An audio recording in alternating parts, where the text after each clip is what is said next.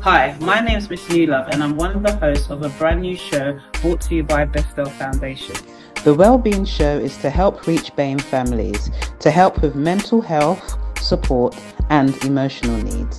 The Wellbeing Show streams live every Tuesday at 8 to 9 p.m. on Diversity Radio via Facebook, YouTube and Mixcloud. So tell your family and friends to tune in as we discuss topics that affect our well-being. The Wellbeing Show is proudly sponsored by NHS South London and Maudsley, the National Lottery Community Fund, and partnered with Real Insight, Base, 60 Seconds Creative Studio, and Gold Diggers Talk Show.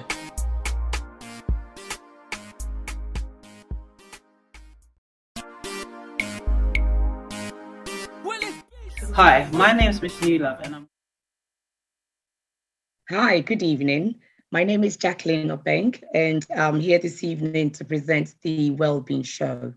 Unfortunately, this evening, Miss Newlove is away for a short time. Hopefully, she'll be back in 2 weeks' time. I'm here today to present this wonderful show. Keep sharing to your friends and family. This show is brought to you by Diversity Radio. We're streaming live on Facebook and YouTube. Kindly share this program from the Diversity platforms to various friends and families. I'd like to recognize our sponsors and partners for the show this evening. We've got Bethel Foundation, who is being supported by South London and Maudsley NHS Trusts, the National Lottery Community Fund, the Real Insight Consultants, Diversity Radio, 60 Seconds Creative Studios. You've got our own Miss Newlove, Gold Diggers, and Base, Become a Successful Entrepreneur, is sponsored by myself. This evening, we're here with Simon from the South London and Maudsley Trust. This evening, we're here with you today. So welcome, Simon. How are you? But nice to see you again. I know, it's been a while, more than 6 weeks. It has been a few weeks. Yeah. Well, welcome to the Wellbeing Show. It's good to have you this evening. You got wonderful experience. Could you please tell us about yourself and your background, please? Of course, yeah. My current role is I'm head of nursing and quality for the South London Maudsley Right Care programme, and that really means I am involved in many of the developments and improvements right across various services in the trust. But previous to that, I was head of nursing in Lambeth, where I work closely with Blackfriars, and I'm aware of the inequalities and that negatively impact mental health and well-being, particularly of BAME people across London. I'm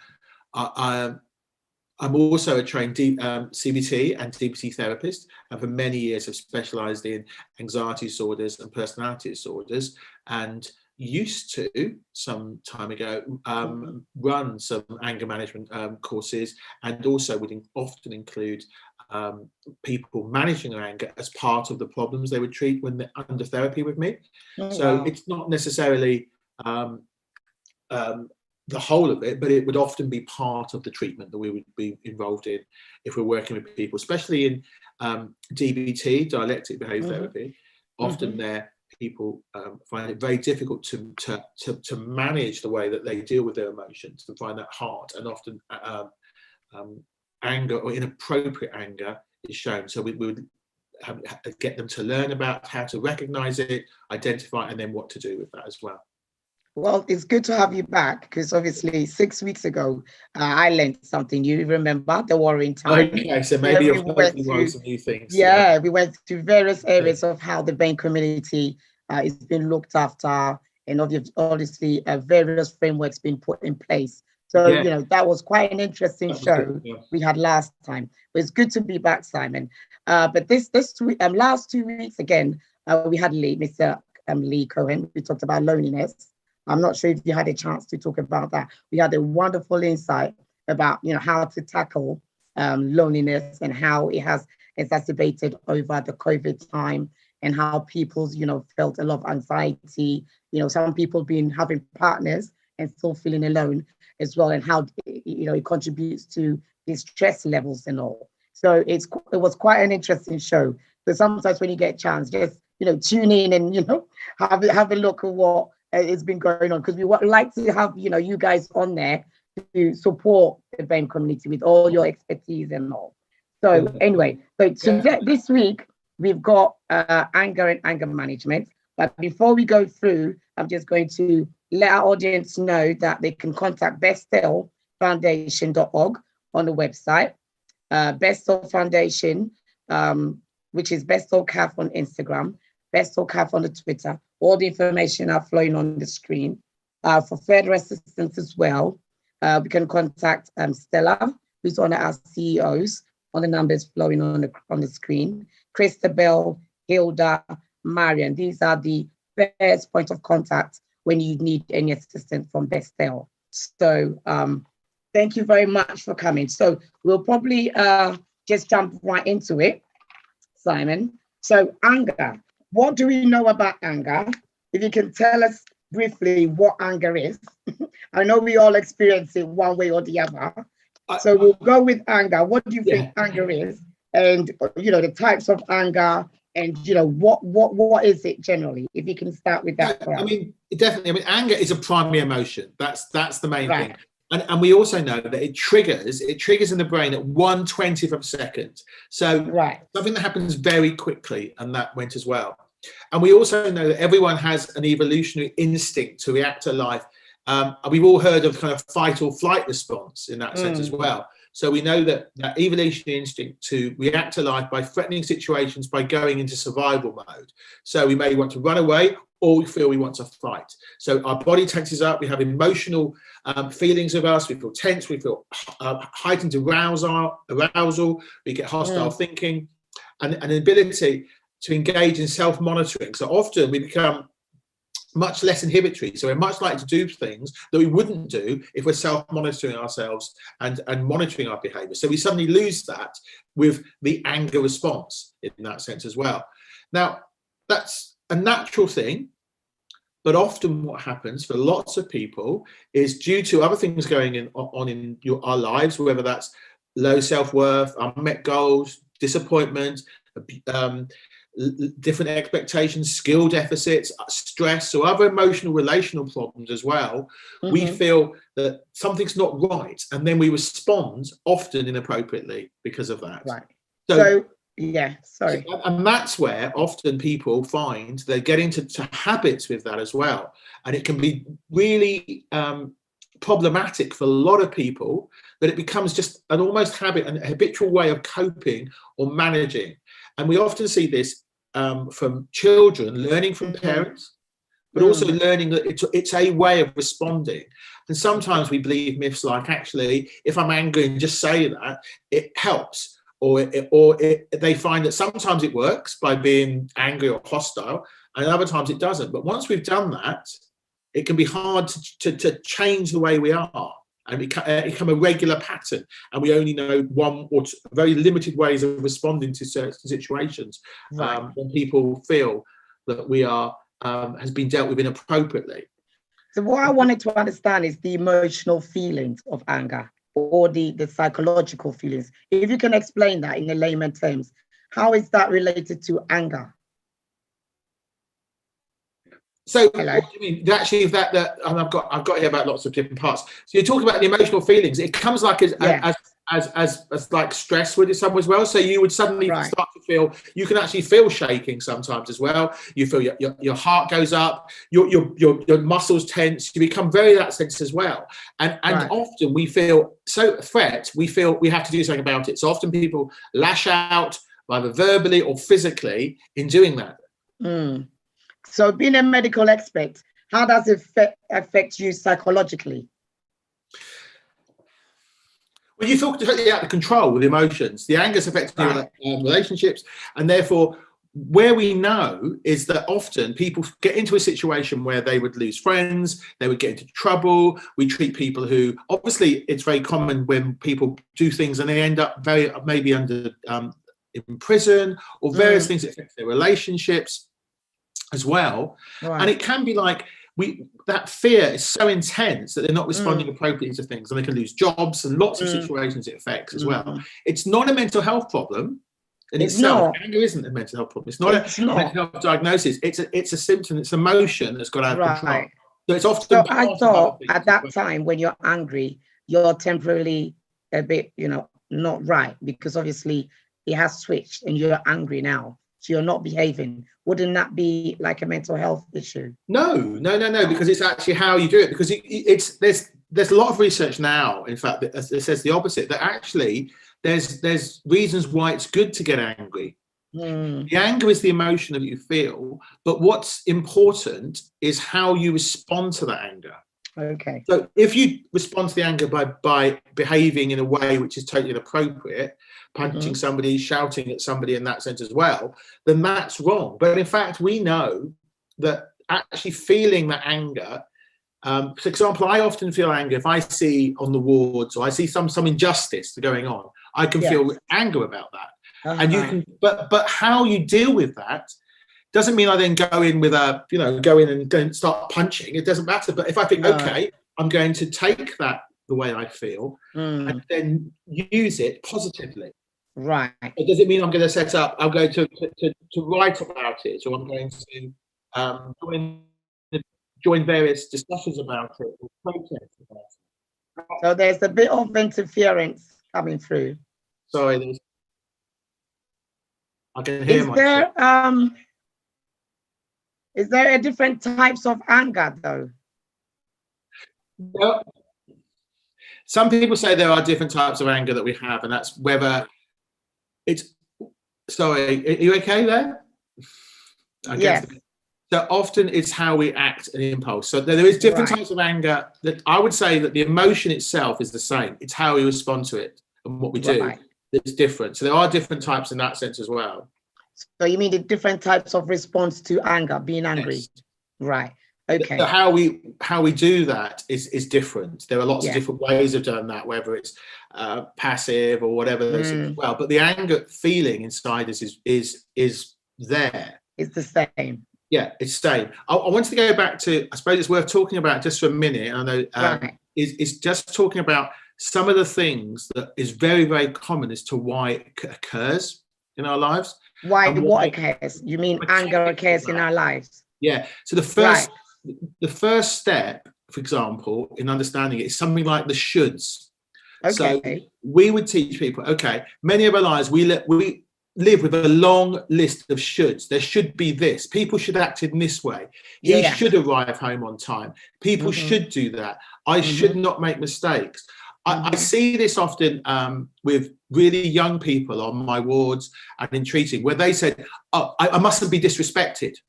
It's a law. You must say that in communities. That's it. And so if you diss me, that's it. It's like there's somehow a law that's the case, but it doesn't have to be. Having those sorts of rules in our lives, if they're broken, it makes us angry. It makes you angry, yeah. What often happens is we would say the flaw is not necessarily. The flaw is actually the rules you're holding that you don't need to. Right. So I often treat people who get very angry very quickly. I'll give you an example of a young woman I was treated. She would get angry with her boyfriend if he didn't text her within about 2 minutes. Immediately. That was it. She would get really angry. Why isn't he texting me? That's it. She must have. That means he doesn't love me. Blah, blah. And it would just escalate quickly. Exactly. That rule. But then she set up that rule for herself. Yes, she absolutely set up the rule. And if you don't, you're dissing me. You're disrespecting me. You don't love me. That must it. We just go. But we all have those in our sense as well. So, and what we need to understand is life does not match our personal expectations. No. It's a really difficult thing to say, but actually, life is unfair. It's in a way it's fair because it's unfair to everybody. Some people, we know certain groups or whatever, it seems to be much more unfair of than others. Yeah. But it is still unfair to us. If we have personal expectations and rules that are there, that are inappropriate, we're going to really get angry and upset if we don't meet them as well. So by our standards, many of these things will be flawed and even bizarre sometimes as well.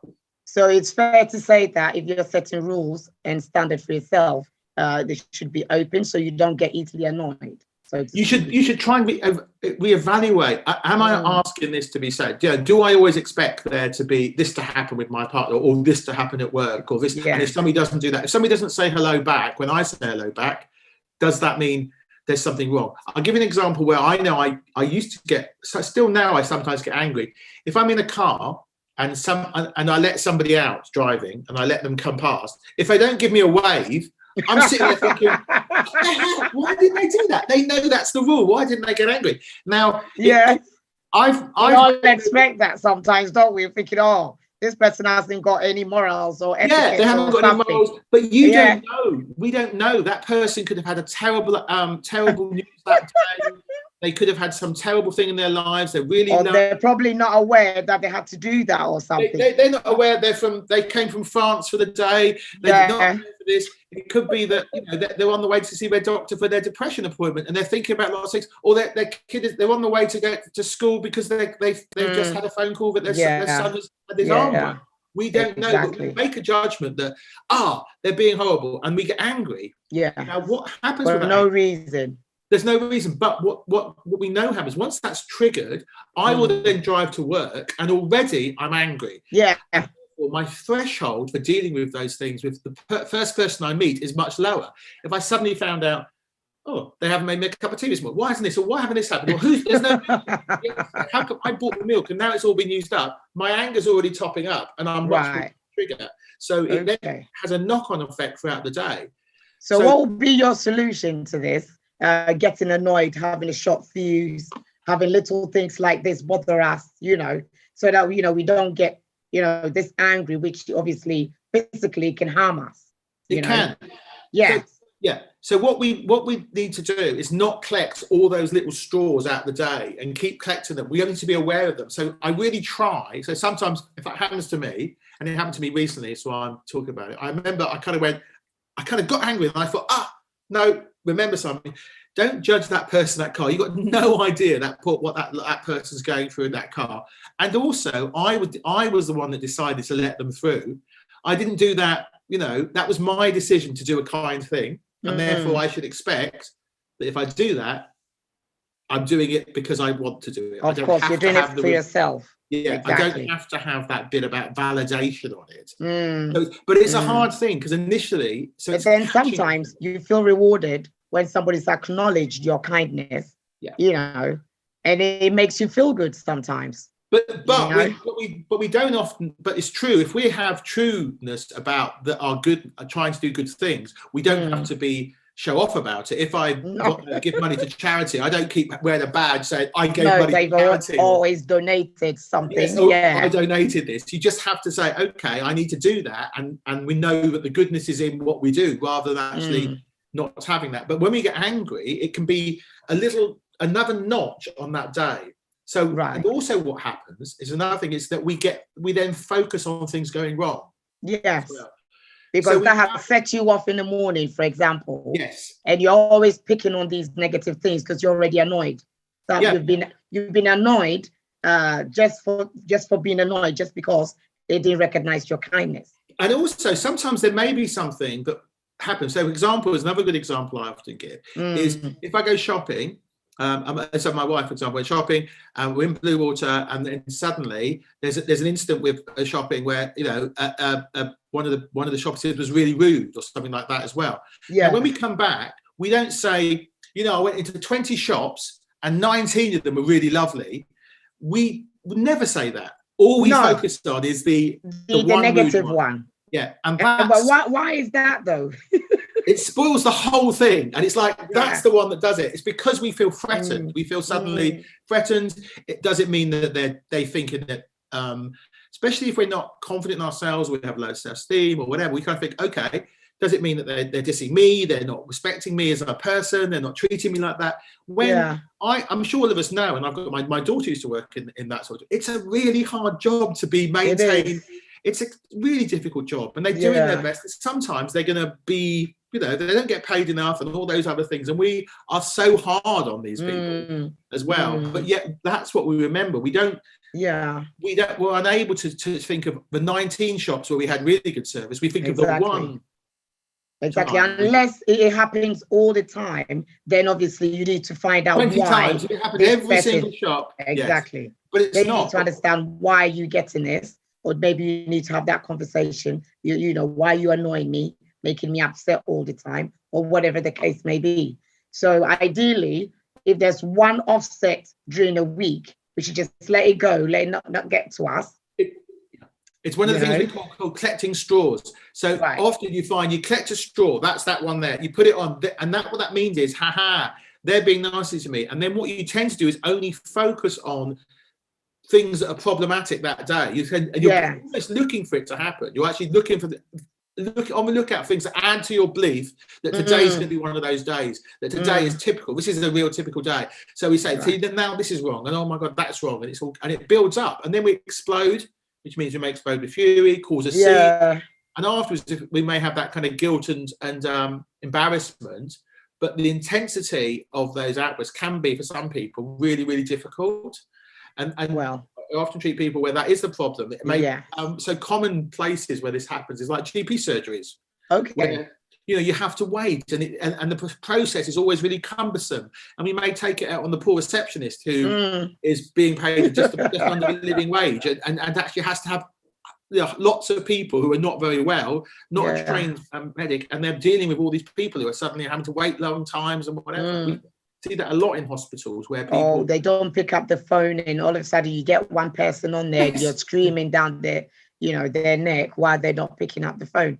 And again, how can you deal with that? It happens. It's a natural thing. Again, extremely, So we know that people who with strong anger habits, they don't collect reasons to feel angry. They start getting it's not just in one day. Often for some people, it's every day or month after month. They're almost learning their lifetime to look for angry things. Become really difficult, and those people reach their final straw.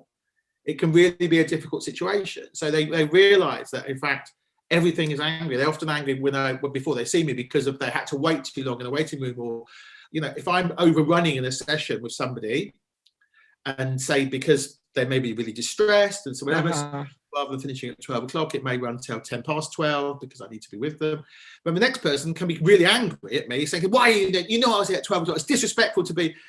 I can't say, well, actually, the person, I would do the same for them if they were distressed at very nearly. Exactly. There's lots of reasons, but we don't. What we do is we imagine it must be because of some other terrible reason, like I'm disrespected, that happened, or I don't care, or whatever it is as well. And that it's quite interesting. Experience. So quite interesting. Well, we'll just go into the management part of it. Talk about the 3 stages of anger management. So ideally, the passive aggression, open aggression, and assertive aggression. So if we can go through it one by one. Excellent. If we can start with passion aggression. Yeah. So anger management itself is a psychotherapeutic technique, the prevention program that hopefully really, when people have real anger problems, as part of that, it's really successful. It's been tried to successful. There are slightly different ones that you can have as part of therapy as well. But you're right. There are 3 stages of anger management. That passive aggression, as you said, open aggression, and assertive anger as well. So with passive aggression, we know those sorts of behaviours are those that involve directly aggressive rather than indirectly aggressive rather than directly. So often it's not totally overt, but it can include silence or sarcasm or just avoidance in some ways. Right. So people are passive aggressive. So it's like, yes, thank you. That's very kind of you. But actually, you can feel the aggression in that phrase. You can just feel that as well. Okay, they're being passive aggressive. But it's being overtly. That was a very good one. Yes, thank you. I'm sure it was. And you can feel that, okay, it's okay as well. Right. So that would be an indirectly aggression. Yes, it's passive aggressiveness. In that sense. Right. Open aggression, we all agree that's what. So it's usually outwardly. Most physical, verbal, shouting, that's usually the ones as well. And the anger is often... that's the open aggression. So that's verbally shouting at somebody. Yeah, or absolutely. Verbally being... or destroying things. Or we may just smash something. So it may be our own thing. Sometimes often people who are open aggression do that to themselves. Okay. So we treat a lot of people who self-harm, or they may... If I was holding this glass, they may just suddenly throw the glass. It's not necessarily. It may be destroying things or retaliate in some way, and because they're perceived as something's been done to them that's wrong. Yeah, but wouldn't that be indirectly aggression? No, I think it's open. It's open aggression in that sense. There's open, so express outward anger. It's expressed, there it is. It's there. Here's my anger expressed like this. Okay. Okay. The passiveness is almost like trying to keep it inside, but it comes out in that kind of passive aggressive way. It doesn't actually cause any damage or harm. It makes sense. And then assertive anger? Yeah, assertive anger is the third one. Well, there, appropriately, it usually is the best way to communicate feelings because it's expressed in a way which it's non-threatening as well. And you should be able to manage that. What it means is, think before you speak, be confident in how you say it, yet open and flexible to the other side. It means not raising your voice, being aware of how you are emotionally as well, and really trying to understand what others are feeling. That's very difficult, isn't it?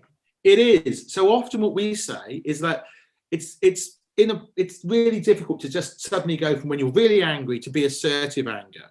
So what we would need people to do is actually have that break between so we use the word stop, stop, ST, which means literally we say, okay, stop, meaning S is stop, take a breath, T, O for observe.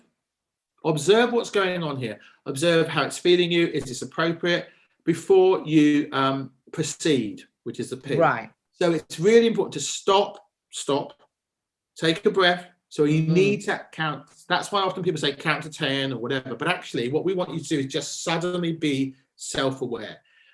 As soon as you get angry, just stop, take a breath, observe the situation. Because when we're angry, all those things are turned off. Yes. And that's what's important, to suddenly observe. Okay, let me just be observed. I'm in this situation here.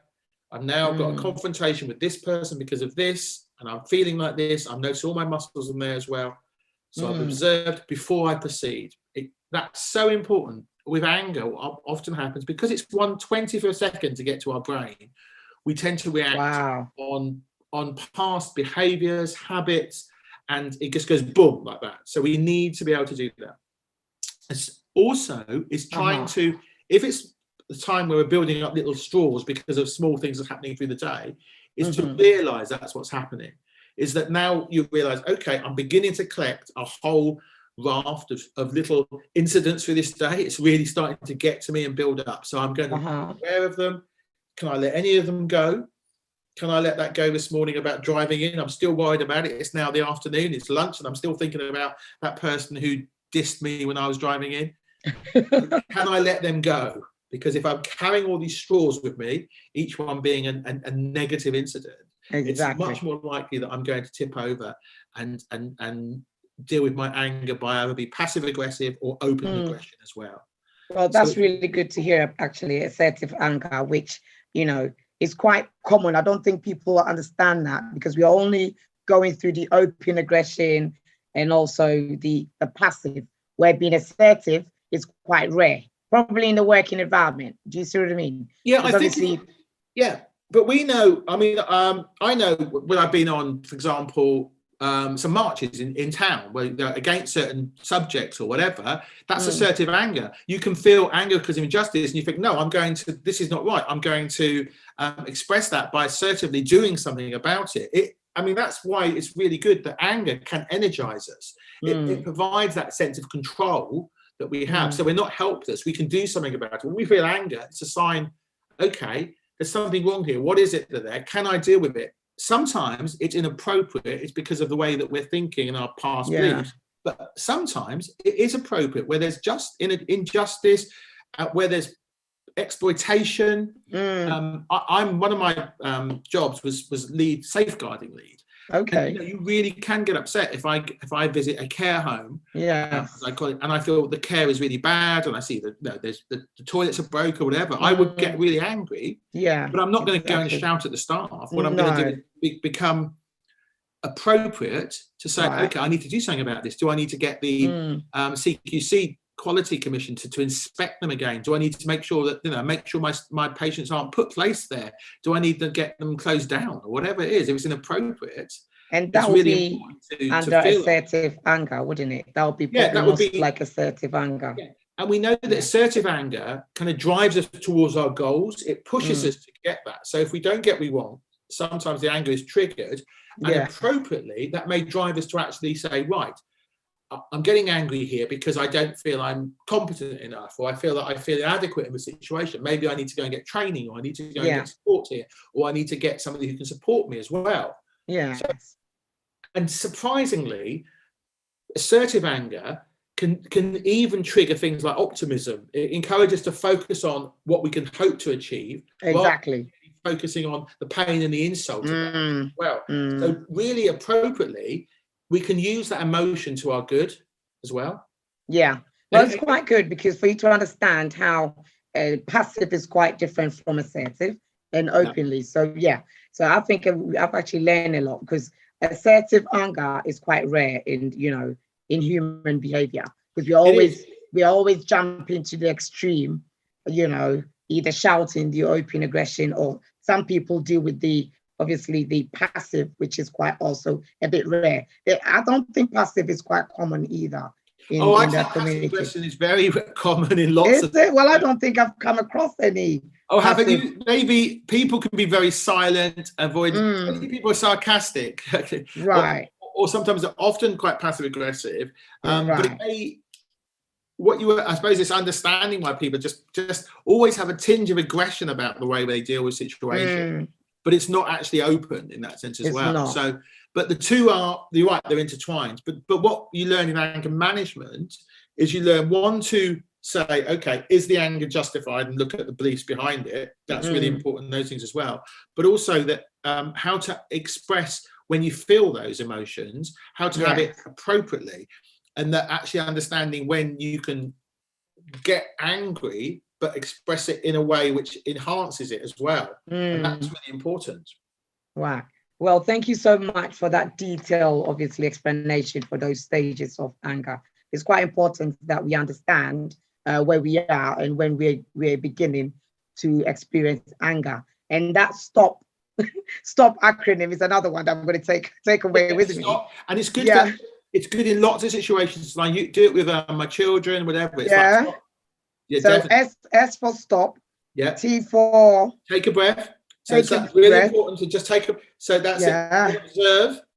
And then O for observe. O for observe. And then P for proceed. That's when you take a proceed. So what it means, it helps you. What it means is often the people are their anger. So I often do this thing where I say, okay, it's not being your anger, is here. So, what the hell's going on? Why are they doing that? We're here. But if you can be here, just observing yourself. Observing that anger. Exactly. Yeah, but you're just a little bit removed. So you're not being your anger. Oh my God, why are they doing that? You're saying, oh, look, there's me getting really angry. I'm starting to shout and I've gone red and I'm doing that. So just by getting that distance and looking at ourselves, almost like a second head, say, aha. Okay, is this what I want to be? Look, I think later on I'm going to be really embarrassed about my behaviour. Oh, why are you doing this? You're this. But no, we're looking at it here. So you're just a little bit removed. And that stop acronym allows you just that time to take a step back. Observe that whole. But then it's quite difficult to be in that, that state of mind and take yourself out of it. I don't think, now I'm thinking maybe I can. But I don't think I've been there before, taking myself out of being angry. Do you see what I mean? But I bet you do, because often later, so when we do come out is when we're a couple of hours later, we're sitting at home thinking, oh no, I really embarrassed myself then. What happened there? It was only and I went way over the top for that thing. And we thought, and we can even get embarrassed about it sometimes. And then when you're stopping and thinking about why did you get angry, then you realize it's just a minute sort of misunderstanding where you could have it was disproportionate, and it was exactly resolved it. So what causes anger management? What causes anger? So what causes the anger, you mean? Rather than what causes the anger where we can manage it? So we know there are loads and loads of triggers as well. Yeah. And what we said is often, I know that it's things like losing your patience, feeling your opinion isn't, efforts are not valued, or injustice. We said that as well. But we also know that for a lot of people, that the reasons underneath it are things like, okay, our low self-worth, worth, unmet goals, disappointments, abuse, skill deficits. We don't feel we're skilled enough in that sense, so we fight against that. And emotional relationship problems, other emotional problems. Stress is a real symptom of anger as well, that may do those things as well. They're all really common reasons for why. Right. But what we do in the anger management program is say, okay, what are the beliefs, the way we think about things that don't help? Like we said, the myths about actually thinking people should, the shoulds about things. We feel everything should be fair. If children believe everything should be fair all the time, they're going to get upset. Exactly. Because it isn't the case. Everybody isn't going to win X Factor. Everybody isn't going to do that, or it's got talent. It isn't the case. No. And you have to kind of manage that. So the rules we have about everybody should be nice to me all the time isn't the case. It isn't the case. So there'll be an exception where somebody might not, yes, and take into you, and that probably might annoy. Why is that person not? And there'll be a misconception about being angry for nothing, basically. Yeah, and the other one is mind reading. We mind read people that they must be. We suddenly know their motives for doing certain behaviour. So the reason why they're making me wait in the queue is because they're just disrespecting me. It's why they don't like me. How come he gets in when we don't understand? We're always looking for that. So we're kind of mind reading that somehow there's these rules, these other things that we know other people's motives.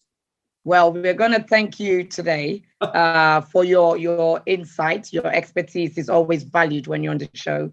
Just want to remind our viewers that I'm not a mental health specialist or a clinical professional, but you are. Any questions, you're welcome to answer it for us. Peter said hi. Good to see you, Simon. Welcome back onto the show. Daisy, a few said big up, Jax. Daisy Beat. Rosemary Boober saying hello. Vida saying hi, sis. So we've got a few people on there. We are going to carry on. The signs of anger issues. What's that about, the signs? Is it about just anybody upsetting you, or running into, as you said, what's not the norm, or anything? Anything could be a sign. Yeah, anything can be. Many things can trigger us in that sense. We know about stress, family problems, financial issues. When we feel. How could finance anger somebody? Well, I think that what happens is anything that we feel out of our control. So if we're having financial issues, we're in a state that can cause us depression. We know those things as well. It feels we're lacking control. That causes anger.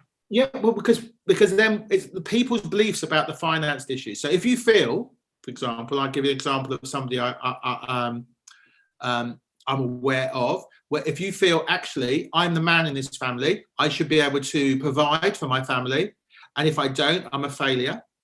Right. And therefore I can't because I've lost my job or whatever as well, then your beliefs, like I said about those rules, are inappropriate rules. It doesn't always have to be the man. I mean, that's not how it used to be. It's not how it is. But then why are you being angry? That's quite interesting. Then you're much more like, because of those beliefs, you feel, okay, there's an injustice in that situation. This is wrong. I'm a failure. You're more likely to trigger the anger, the symptom of anger, and those as well. You could equally trigger the stress or depression. So it can go lots of different ways. We know that men tend to get angry and women tend to get depressed. That's a very, very bland statement. I don't want to that there's no research, but we know that is often the case. A very good friend of mine, Deborah Lee, who works a lot with people who have been in the army and post-traumatic stress disorder, and she runs groups with the people who have been in army, have very stressed, whether it's Afghanistan or Iraq or whatever, and their partners, and the men, the ex-army, have huge anger problems because that's how they dealt with the sadness. Right. So that comes out with anger, and the partners deal with the stress and the upset through depression and anxiety. Right. It's just a different response to those things. So often people can get very, very depressed and low, but or it can come out in anger. So stress can trigger anger very much. So anger is a symptom. It's a primary emotion that's triggered in that sense as well. So it's understanding why is someone angry because of that. Because they may feel, actually, I can't cope with. I cannot even, they feel I'm less of a person. I can't even keep a job. I haven't got enough to pay for the basic things in life to do this as well. Or I've got family problems. I can't keep a relationship. I can't manage these things. And because of that, people are often more likely to drink or take drugs as well. Exactly. And that is really difficult. And then and then afterwards, you would feel guilt. Because people get inside and they think, oh no, why did I do that? I shouldn't have done that. And then that just makes them feel worse. And that's as well. So an anger as a symptom can come right through that as well. And then they can feel, they always feel they're angry because they feel this is wrong. There's something wrong about this life. It's injustice. So again, I'm gathering that it's about how you're setting your targets or setting your aims, if they're achievable or not. There has to be realistic rules for yourself. It does, but also we've got to give people credit sometimes, because it's actually sometimes people don't know any other way. So this is one of the things I often find with some people, especially young men. They find that aggression is a way they've learned to deal with in friendship relationships. Is actually you've got to deal with aggression. If they don't have debating discussions and let's have a good debate and see who wins the argument. It tends to go with violence and aggression. Which is quite extreme, isn't it? Which is an extreme way, yes, as well. But that may be, and therefore and often they see that if they've been in family situations where they've learned that, then that's what they learn. We know that in one of the types of work I do in compassionate focused therapy, we say that we know that it's only by chance you are who you are and who you're born to and what our lives is. If me and you were born in Mexico in certain streets, I'm very much likely to be a drug dealer and have guns, and you're very much likely to be a sex worker. It's purely by chance we're born where we are. And we have who our parents are. We don't ask to be born. We don't ask to be our parents. We don't ask to be who we are culturally or whatever, but we are. But I get it. So you're just accommodated with the environment is tagged along with you. And there you go, you're being judged. Fault, but it's true. But it will affect who we are. Especially if we're brought up without role models, with seeing these things around us, then we're much more to go into those areas or learn. See that that's how you deal with stress or whatever, by being with anger or depression. Then you're much likely to go for that as well. So it's totally understandable sometimes, but we know that you can do lots of things about it. Good. Well, we're going to play this video, the one I told you about, with Adam Sadler. I don't know if you got a chance to watch. It's only 2 minutes, so it's a clip where he was on flight with one of my favorites, Jack Nicholson. And they wanted something from the hostess, and that quite annoyed him. And let's just take a look at that, and let's see what we can take away from that. So it's the second one. Can I get a headset? Certainly. Thank you.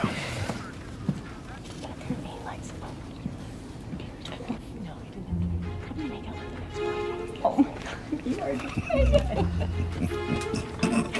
Oh my God, it's disgusting. Yeah. Miss?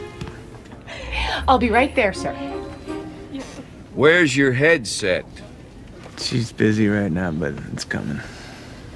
For crying out loud, you're missing important plot points. Ma'am? Could you give me a second, sir?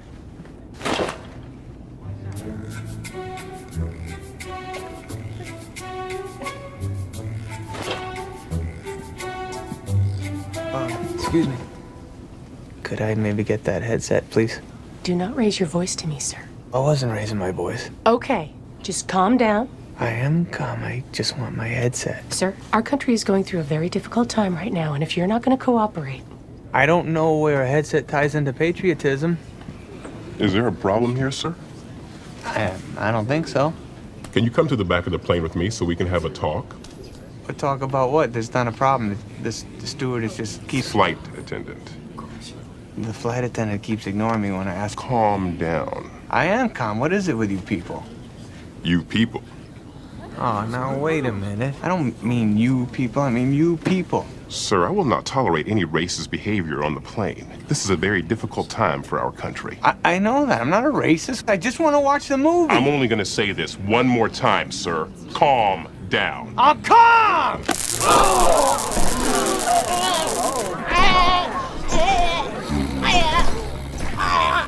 All rise. What do you think? Not guilty. It's a no-brainer. Mr. Busnick, in case 723, assault and battery against a flight attendant, I find you guilty.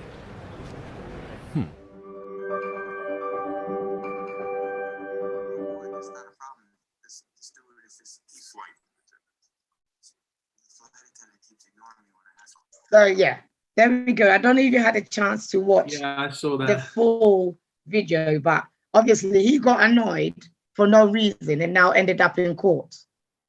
You know, and that's the end part of the little clip there. So again, it's about, you know, people misunderstanding one another there. He could have been patient, sat there, and the lady could come around and, you know, serve him. You know, would that, what sort of anger would that fall under? Well, again, what's interesting there is, I think if we looking at that closely, I would also say that flight stewardess was passively aggressive to him at the beginning as well. Exactly. He didn't start off being angry. She was the one that was passively aggressive because she was talking to the bit and then said, and yes, he touched her arm, and it was like, okay. It was quite a passive aggressive approach in actually going that actually he is somehow inappropriate and calling in somebody. So things escalated very quickly. Yeah. And actually he wasn't angry there particularly. And then of course it became, in that situation, the way you respond to that. So you can see how that happens.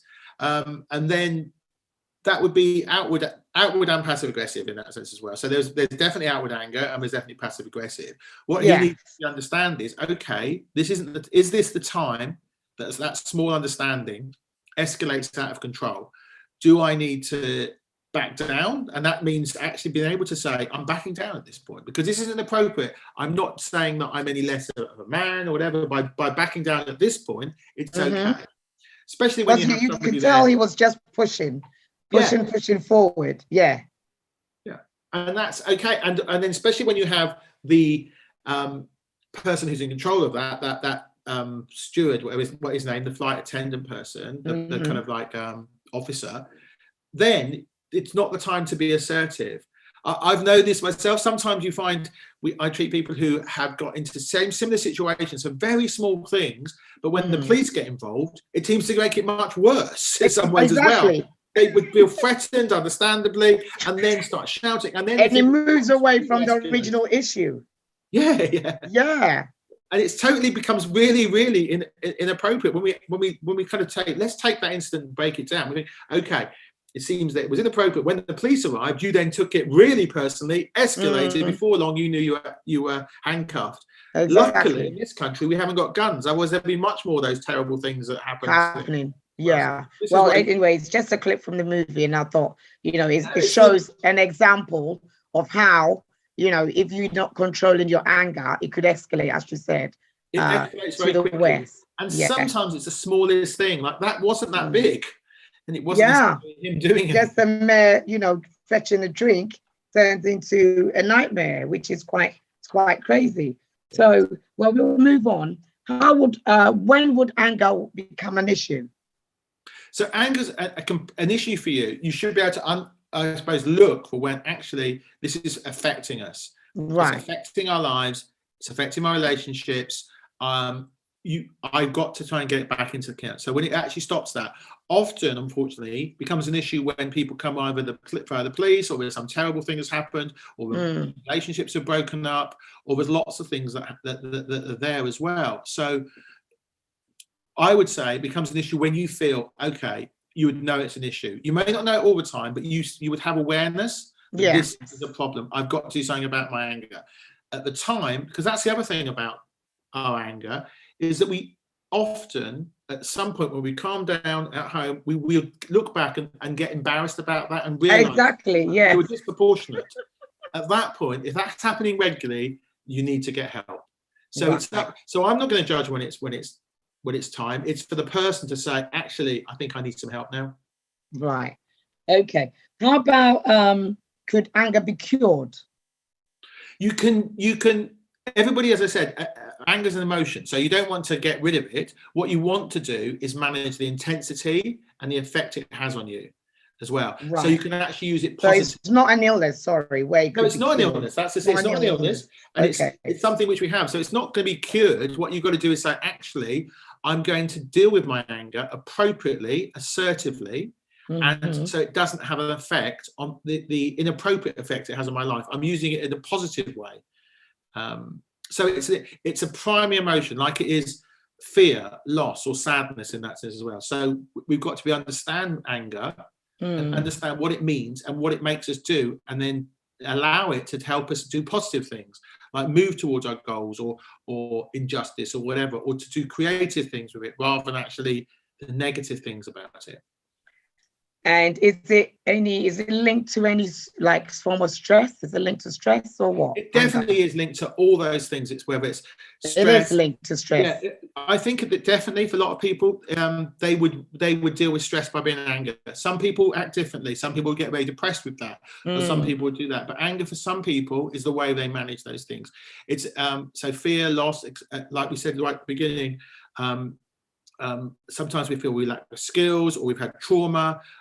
Really difficult relationships. Then if we've learned, okay, how to, when we feel angry, acting inappropriately with that anger, then that becomes the problem. It's not the anger that's the issue, it's how we deal with it and what we do when we get that feeling. Right. In the same way that with stress, with fear, for example, we want you to feel the fear and do it anyway when you're avoiding things. With anger, it's feel the anger and use it positively. Right. You can feel inappropriate but test it. Is this anger appropriate, first of all? Is this anger valid? Or is it because of my misplaced beliefs about everybody should be fair and I should always get, that sort of thing? Are the beliefs I have about this anger fair? If they are fair, then what am I doing about it? Is it something I want to move towards and work towards? If it is something we should get angry about. Right. Okay. Well, how about when would one person need that they need to manage it? So I know you already said that. Yeah, I think that they monitor it. It happens over time. So really key to say. It's like a consistent anger, which is now affecting you. It's now stopping me. One of the things I always say when people come to therapy or come to, is because it stops you doing the things you want to do in your life. You want to do, makes you lose focus. It makes you lose focus and is stopping you live the way you want to live. So that's when it's a problem. But it's actually, this is inappropriate. It's stopping me having relationships. It's stopping me I can't keep a job. I'm ending up in so much. The police know me regularly now. Exactly, and people are not comfortable being around you. Yeah, You're people don't want always to be being around angry. my friends. And also yourself, you know when you're lying, you think, I was really bad today. I was inappropriate today. Or sometimes we just think, the world's completely all that's against me. If we can identify it as a way we're dealing with the anger, we can go and get support for that. Well, it's quite, it's a problem within the BAME community. Anger is a big thing in the community. It affects loads of individuals, families, the communities, and obviously we're trying to promote the awareness that it could be minimized. Again, we've got people like Bestel and yourself who are obviously having these talks and workshops of how they could be managed. And also, it's not a mental health problem, but it does affect your well-being, which, obviously your well-being is key because you're part of the society, or I should say the community. So it's really good that you need to take care about, about your well-being. At this point, we'll play the second video, which gives us techniques of how to deal with anger management. Excellent. Yeah. From the Watch Wellcast tip, people. That's good. Okay. Yeah. Hi, Kate here. Welcome to Wellcast. If you've been here before, welcome back. If it's your first time, check out our introductory video. Long story short, it's 100 wellness exercises in 100 days.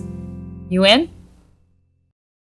It doesn't take a lot to make me angry. What about you? Did some schmuck cut you off on the freeway? Maybe your boyfriend accidentally shredded that birthday card your grandma sent you. So you freak out, you scream maybe, a vein pops out of your forehead. It happens to everyone. But did you know that anger is actually affecting your physical health? Hey, anger is inevitable, okay? You can't just stop getting angry. Even the world's most sedate person has uttered a few choice words in traffic. Will that expletive fest really make you feel better? Will punching a wall really calm you down? The answer is no. Sorry, but recent studies have shown that angry reactions are pretty harmful to your physical health. A Yale University study found that people with anger management issues tend to get sick more often. Their anger actually weakens their immune system. The Journal of the National Medical Association added that people who respond negatively to anger are 9% more likely to have a heart attack. Hey, that might not sound like a lot, but come on, it's a heart attack. Every percentage point counts. Other studies have linked anger to everything from coronary disease to high blood pressure. Now that we all know that excessive angry outbursts are bad for you, we're going to teach you how to manage that anger in 4 simple steps. All you're going to need is that handy-dandy Wellcast journal, a little bit of time, and a teeny bit of self-awareness. Step 1, control your breathing. When something pisses you off, instead of screaming or laying on the horn, take deep breaths. Spend 2 to 3 minutes breathing deeply, in through your nose, and out through your mouth. Imagine inhaling calm blue air and exhaling that red toxic air. Step 2, relax your muscles. Unclench your fists. Make a conscious effort to loosen those shoulders and slump a little. Great posture is awesome, but for now, let those muscles unwind. I promise it'll help. Step 3, get it out. Once you're relaxed and breathing deeply, grab your Wellcast journal. If it's a road rage thing, obviously please pull over. But when you get a chance, write down exactly what made you angry. Step 4, seeking context. It's important to put your anger into context by thinking rationally instead of emotionally. Think about it. Are you going to be angry tomorrow? Probably. What about a week from now? Maybe. A month? Probably not. A year?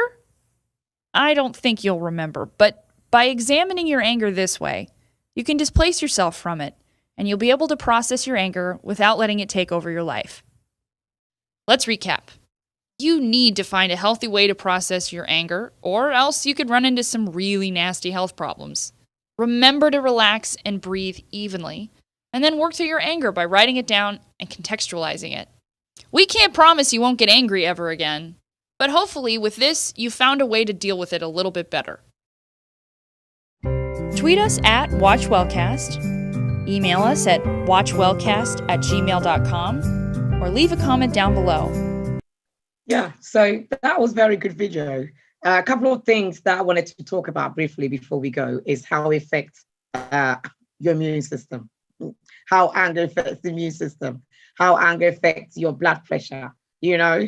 Yeah, it's quite important.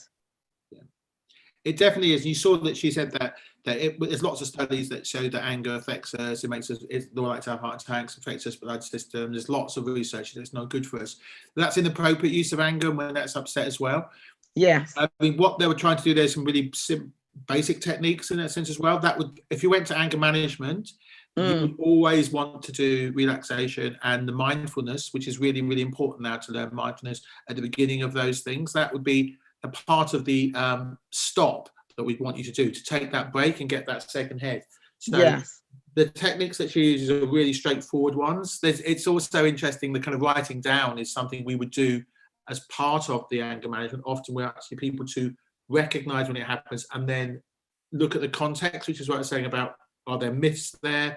Are there past beliefs about inappropriate beliefs that you have about that? Are there should do's? This should be the case. And then when you're actually starting to read what you've written, you realize actually these are inappropriate beliefs I had as to why I got angry. So looking at the context of those things are important as well. Okay. And I think that it's very good there, but if you went to anger management, we'll do that in so much more detail week by week, and usually about 8 to 12 weeks, maybe. You would learn those details and learn a lot more about the context as well as, why it's so bad for you to have inappropriate anger.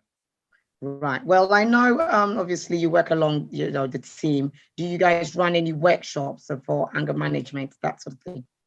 For the management, the anger management. You have to go anger workshop. management. Yeah, often people do it. If you are a patient with South London Maudsley and within community health teams and other things as well, because remember, it's not a mental health problem itself. You can't just be referred for anger. It may be other things that are going on. It could be linked to other things, right? And so then they do run anger management workshops within South London Maudsley. Definitely, they do. Okay. And there's often a lot going on in those communities in anxiety, anger, depression, learning loads of those positive skills as well with those areas. And anger is a big emotion to work with. That's so great. Well, thank you so much. Is there anything that you want to say? Any final words? No, it's lovely to be back. That was helpful. Well, thank you so much, Mr. Darnley, for showing up today. We've missed you so much. We are hoping that time is on your side next week, not next week, in a couple of weeks' time for you to join us again. At this point, we want to acknowledge Bestel Foundation's patron, Mr. Peter Hassler, Dr. Shusham Gupta, Mrs. Lauren Kalinam, she's a psychologist, Dr. Justina Sepastorska, she's also a consultant psychiatrist, Nashiro Mumuri, who's part of the Real Insight Consultant, and George Besser-Simons, our country coordinator, Mrs. Linda Kwachi, Mrs. Anne-Marie Menu, Mrs. Fendi Taylor. All these ladies are part of Bestel Foundation. You've got Hilda and Marian, who are both responsible for the catering and the provision of warm foods to various homes, which has put priceless smiles on the faces of the community. Finally, we want to thank Andy Che, who takes care of our Bestel's funding. We want to remind our viewers that Bestel Foundation are here to support the community. Make sure you're supporting Bestel and donate. The bank details should be also flowing against on the screen, or visit our website on bestelfoundation.org.uk or our social media platforms, which is Bestel CAF on Twitter and Bestel CAF on Instagram. We want to thank our sponsors, again, South London and Maudsley NHS Trust. So Simon, thank you so much for joining us and your team, Vanessa, Julia, the whole lot. Thank you so much for all the contacts that we've had in the last couple of days. And the National Lottery Community Fund, the Real Insight Consultant, Diversity, 60 Seconds, Creative Studios, Miss Newlove. We're hoping that she'll be back in 2 weeks' time, which is Gold Diggers Talk Show, and Become a Successful Entrepreneur, which is by myself. So we thank you so much, our viewers. Today, Rosemary Buba, thank you for showing up. Vida, Daisy, Peter, thanks for joining us today. I'm just going to read a quick background about Bestel, charitable organization, registered both here in the UK and in Ghana. Our main aim is to address the stigma of mental health within the BAME community, which is the Black African minority ethnic community, raising awareness and providing interventions and supporting our well-being in the entire UK and in Ghana. We've got a large staffing, which I've mentioned most of our staff names on this platform. And also we are supporting families that are suffering from well-being issues through face-to-face visits, virtual support, and with Hilda and Marian delivering food parcels to the community over the weekends. Normally every mental health month in October, where recently they went to Ghana in May, all they're doing is promoting workshops and to the community in Ghana, alongside NHS professionals, such as Peter and the other team, which goes to obviously address the healthcare and the workshop within the community, training staff, training nurses across Ghana, which is very impressive and Bestel. So I'll stop there. Thank you so much, Simon, for joining us today on the show. I hope you've felt welcome. We've learned a lot. The STOP acronym is quite a big one. From me, I always learn something from you. Taking yourself out from the situation and overlook it, review it to see is it good to carry on is quite a big. I will be practicing that. So thank you so much, Simon. Nice meeting you again. Thank you very much. Sure. Have a good evening and goodbye to our viewers. Bye. Bye, guys.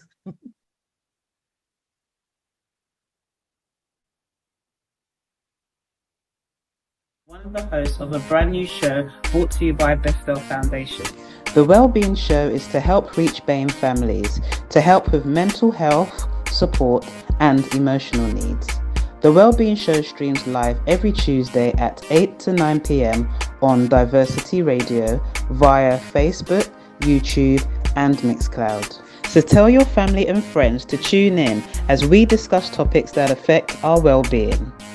The Wellbeing Show is proudly sponsored by NHS South London and Maudsley, the National Lottery Community Fund, and partnered with Real Insight, Base, 60 Seconds Creative Studio, and Gold Diggers Talk Show.